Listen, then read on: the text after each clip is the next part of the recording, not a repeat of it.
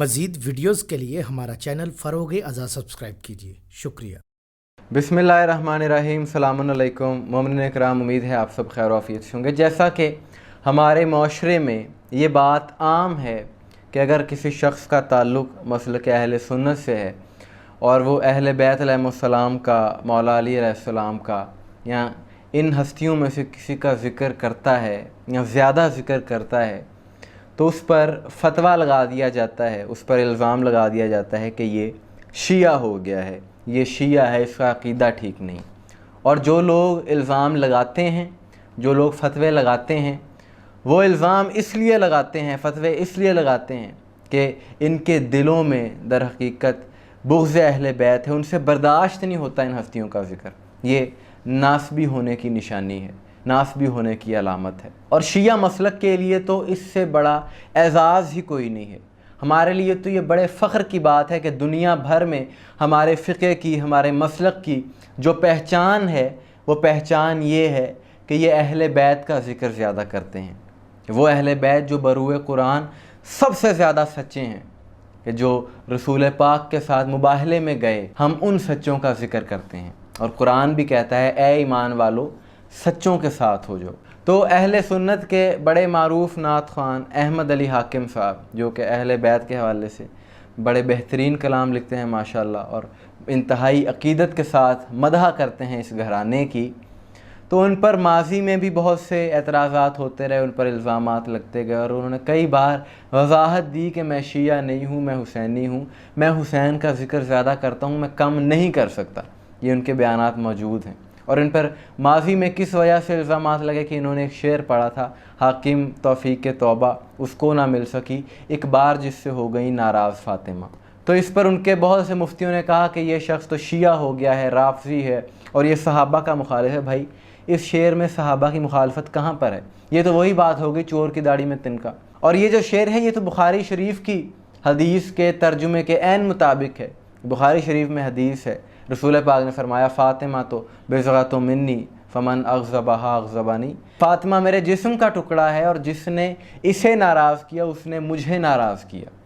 تو جس سے رسول پاک ناراض ہوں اس کی توبہ کیسے قبول ہو سکتی ہے؟ بہرحال جب لوگوں کے ذہنوں میں ضد آ جائے، وہاں پر کوئی آیت، کوئی روایت، کوئی حدیث کام نہیں آتی، کیونکہ ان کے ذہنوں میں تعصب پایا جاتا ہے۔ ابھی اسی طرح حال ہی میں مفتی منیب الرحمان، کہ جس نے آج سے 4 سال پہلے ٹی وی پروگرام میں بیٹھ کر یزید جیسے بدبخت کی، فاسق و فاجر کی، قاتل امام حسین علیہ السلام کی وکالت کی تھی، اور اس نے کہا تھا کہ یزید پر لعنت ہمیں نہیں ڈالنی چاہیے کیونکہ یزید قتل حسین میں شامل نہیں ہے۔ اس کی اس بات پر اس پر بہت زیادہ لعن طعن ہوئی، اس کو ریت حلال کمیٹی سے بھی ہٹا دیا گیا۔ اس دن کے بعد سے اب اسی طرح سے یہ ہر حسینی کے خلاف اپنا زہر اگلتا نظر آتا ہے۔ اور اس نے حال ہی میں اپنی ایک تقریر میں احمد علی حاکم صاحب کے بارے میں کہا ہے کہ ایسے نعت خوانوں کو سٹیج سے اتار دینا چاہیے، یہ غلط عقائد پھیلا رہے ہیں۔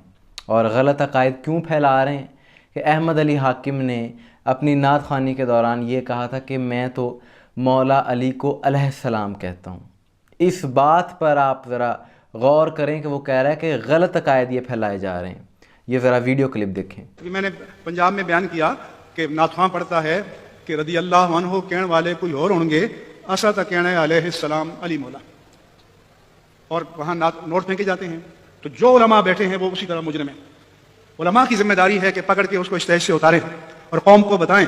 تو مفتی بات یہ ہے کہ احمد علی حاکم پر تو پابندی لگا دو گے، اس کو سٹیج سے بھی اتار دو گے، اسے شیعہ کہہ کر اس کا بائیکاٹ بھی کر دو گے، لیکن احمد علی حاکم پر تو تم پابندی لگا رہے ہو، لیکن امام بخاری جس نے مسلک اہل سنت کی سب سے بڑی کتاب بخاری شریف لکھی، کیا اس پر بھی پابندی لگاؤ گے؟ اس کی کتابوں کو بھی پڑھنا چھوڑ دو گے، یا اس کے بارے میں بھی کہو گے کہ وہ بھی شیعہ ہے؟ بخاری شریف کی یہ 3748 نمبر حدیث، جس میں امام حسین کا نام ہے عربی عبارت میں علیہ السلام لکھا ہے، اور ان مولویوں کی چالاکی دیکھیں آگے کہ ترجمے میں امام حسین رضی اللہ کر دیا۔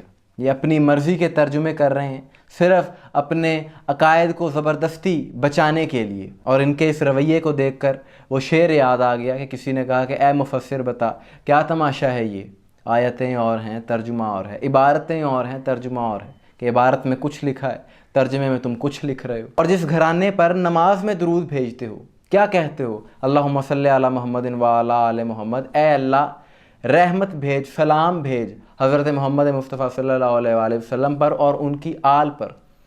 تو نماز میں جس گھرانے پر اللہ سے سلام بھیجنے کی درخواست کر رہے ہو، دعا کر رہے ہو، اسی گھرانے کو علیہ السلام کہتے ہوئے موت آ رہی ہے۔ علیہ السلام کا ترجمہ کیا ہوتا ہے؟ کہ ان پر سلام ہو۔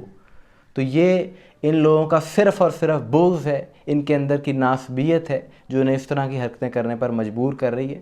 اور یہ گھرانہ اتنا عظیم گھرانہ ہے، اتنا بلند گھرانہ ہے کہ یہ آپ کے اور ہمارے سلام کا محتاج ہے ہی نہیں، کہ جن پر اللہ سلام بھیج رہا ہو، آپ اور میں اس کی کیا حیثیت ہے، ہماری کیا حیثیت ہے؟ ان لوگوں کو توفیق ہی نہیں ہے کہ یہ ان عظیم ہستیوں کو سلام پیش کر سکیں، کیونکہ ناسبیت ہے، اس لیے اہل بیت کے فضائل پر ان کو تکلیف ہوتی ہے۔ اصل بات یہ ہے، اور ان لوگوں کی اصلیت اب دنیا کے سامنے خود ہی آ چکی ہے۔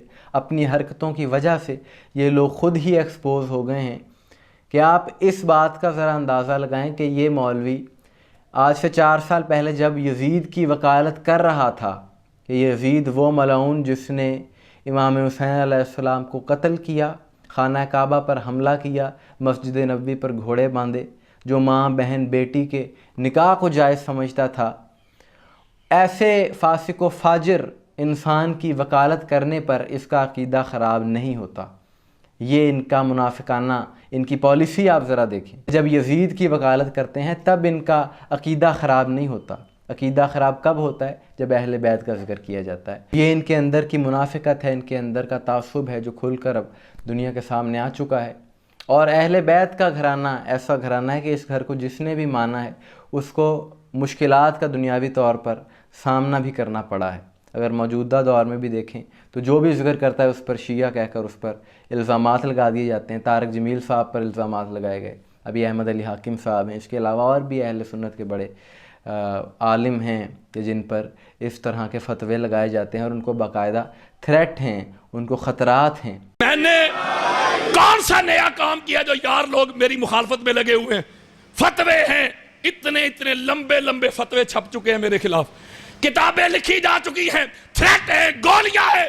کون سا نیا کام کیا ہے؟ واللہ باللہ تاللہ میں نے کوئی نیا کام نہیں کیا۔ اہل سنت کی کتب میں جو کچھ چھپایا گیا تھا میں نے کھول کے دکھایا ہے، اور اس چیز کا بیان وہ برملہ اپنی تقاریر میں بھی کر چکے ہیں۔ تو یہ سلسلہ ختم ہونا چاہیے۔ بہرحال جو حسینی ہے، جن کے دل میں اہل بیت کی محبت ہے، عشق ہے، ان کو ان چیزوں کی پرواہ نہیں ہوتی اور ہونی بھی نہیں چاہیے۔ آپ کس بارے میں کیا رائے ہے کمنٹس میں ضرور بتائیے گا۔ دعا میں یاد رکھیے گا۔ السلام علیکم ورحمۃ اللہ۔